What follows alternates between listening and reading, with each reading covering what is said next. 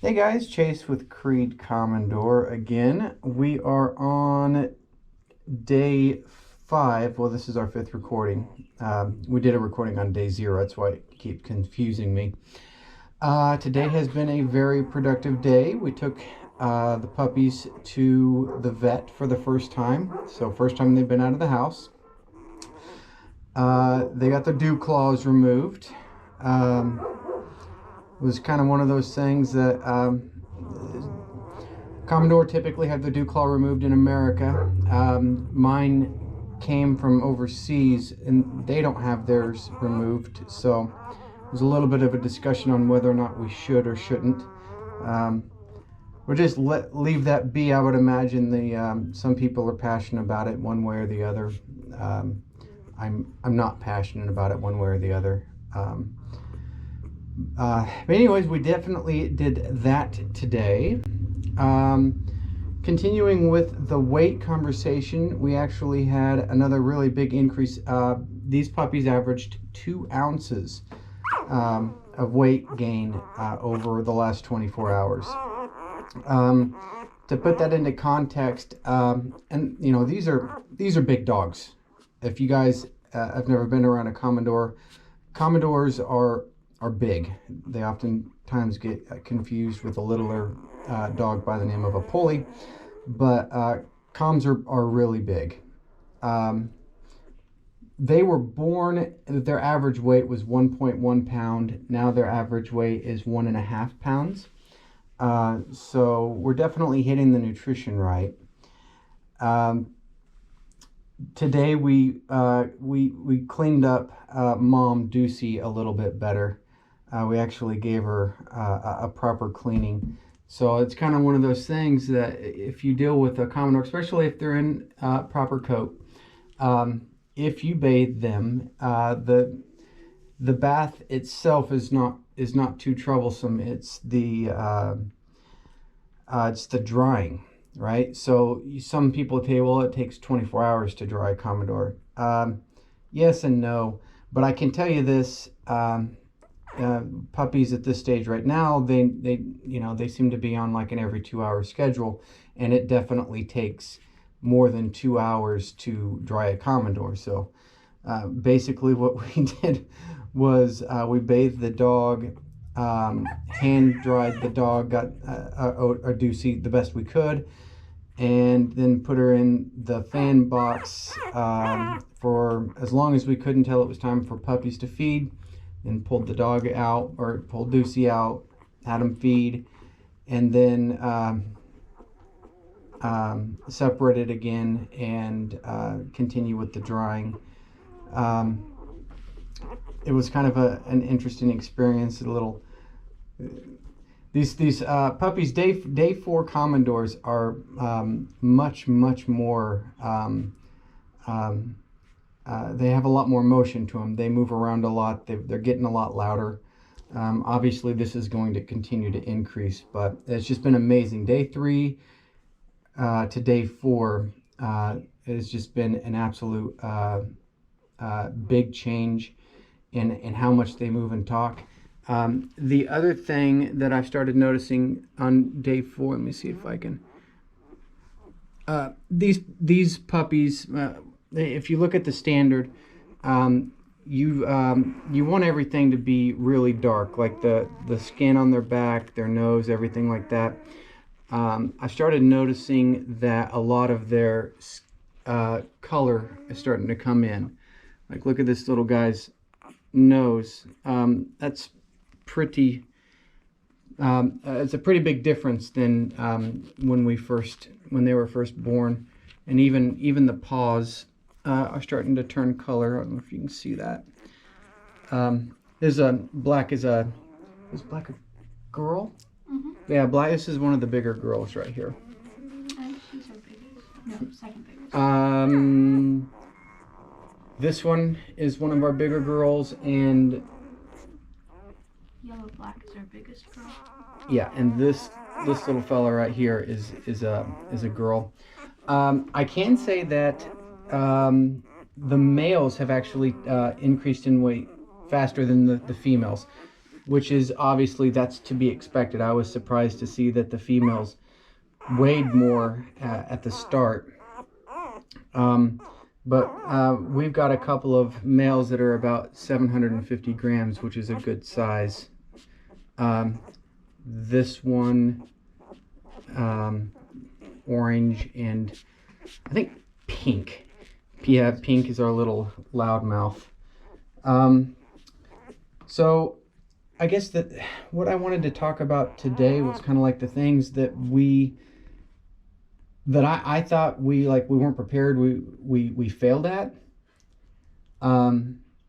So for me, definitely one of the things that we did, and I didn't realize this, I had my wife pick out the little ribbons for the puppies. We just bought some on Amazon. It came in. I just looked, I was like, okay, hey, colors, that's great.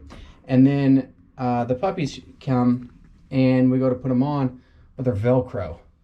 And I don't know if, you know, if you've been around a Komondor, anything sticks to them. They are nature's Velcro. So those lasted about 20 seconds. So then we had to scramble, and the only thing we could find was, what's that stuff called, Claire? Embroidery string. We had embroidery strings and pipe cleaners and no ribbons. Those little pipe cleaners, which I did not like that idea. It's got a little wire in it, and was not a ideal situation. So we went and got that fixed today and got something a little softer that you know, there's no chance of causing any damage. Made sure that they're nice and loose on her, but they can't get off. Those little guys have big heads anyways. Let's see. Oh, the other thing, so we again, we just kind of like bought some stuff on Amazon and didn't test anything out. And one of the things that we bought was some little bottles for these puppies, just in case they needed any supplementation. We also bought some sponges. I've heard people use both. You know, you have to build up your own knowledge past what you know from other people and books. I bought both. So we go to use these bottles the first night, and they didn't have holes on the end of them. So we're sitting there feeding these poor puppies, and there's not a chance that they got anything. But we figured that out pretty quick. It was kind of one of those moments where you know, kind of slap a L on your forehead and move on. My daughter has been helping me out a lot. She's kind of sitting here next with us. Do you have anything to say, Claire? No, not really. No? They've just been talking a lot. Yeah. Too much. Well, I don't know about that, but one of the things that, you know, I grew up with puppies, German short hairs, actually. And so I've been exposed to them. I know I love puppies. And it's been a lot of fun seeing my family. All of them besides me, this is the first time they've lived with puppies. And it's a very special thing that I've been able to share with my family. So, you know, that's kind of a neat thing for me. Let's see. Well, we probably ought to call it. That's 10 minutes. And, you know, you can only do a still shot of a picture or a still shot of puppies for so long before people get uninterested. You guys, oh, you know what? There is one other thing. I wanted to thank everyone for the kind words that they said about the loss of our Komondor puppy yesterday. We knew that was a thing that could happen. If you think about it, you have a big dog, long hair, and they're kind of, I wouldn't say they're klutzes, but they definitely have a lot of I'm gonna sit on you personality.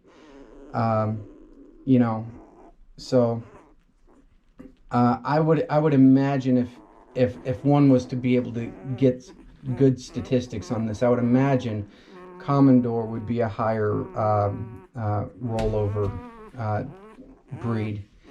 I've always viewed the breed as kind of a brutalistic type dog, and I don't mean that